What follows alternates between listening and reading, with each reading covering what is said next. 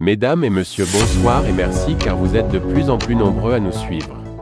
Avant de commencer, n'oubliez pas de cliquer sur le petit bouton rouge en bas de la vidéo si ce n'est pas encore fait et d'activer la cloche de notification pour ne rater aucune de nos prochaines vidéos.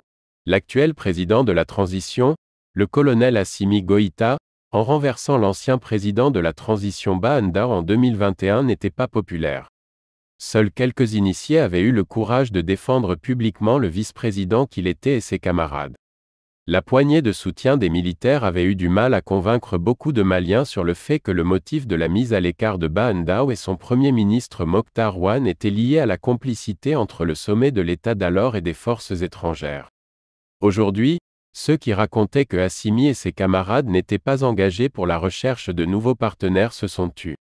On se souvient que même un chargé de mission nommé à la primature sous Mokhtar Ouane avait crié sur les réseaux sociaux que le motif évoqué par les militaires pour mettre de côté Bah Ndaw et son premier ministre n'était pas vrai.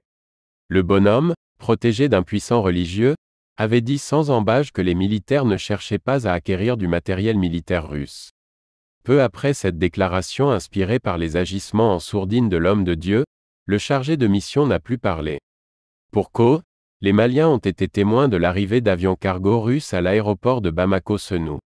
Pour le malaise des détracteurs des nouvelles autorités, ces appareils étaient pleins de matériel militaire. Depuis, les livraisons d'armes et d'avions russes n'ont fait qu'augmenter. Dès lors, le regard de la population a commencé à changer sur le président Assimi Goïta, l'homme qui parle peu, mais agit avec détermination.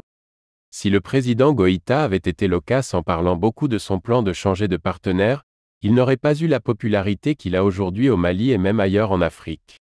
Les propos qu'ils auraient pris allaient être retournés contre lui par les ennemis internes et externes du pays.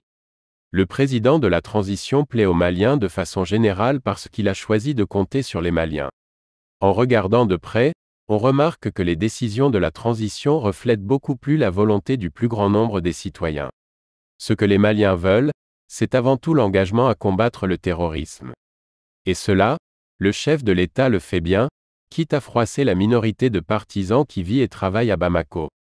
Aux yeux des Maliens, le mérite d'Assimi Goïta est d'avoir eu le courage de s'opposer à des puissances étrangères qui ne veulent pas d'une armée nationale mieux équipée. Tout le monde a compris que le président a pris des risques importants en allant chercher la couverture aérienne dont avaient besoin les FAMA. Tout ce qui manque à Assimi Goïta est d'aller plus loin en ouvrant de nouvelles voies de ravitaillement du pays en produits stratégiques. La vie chère dont se plaignent les gens peut rapidement être surmontée en profitant des opportunités que constitue l'émergence de nouvelles puissances industrielles. On ne peut pas comprendre que les produits pétroliers coûtent cher au Mali, alors que la transition est courtisée par des pays qui ne savent pas quoi faire de leur production de pétrole.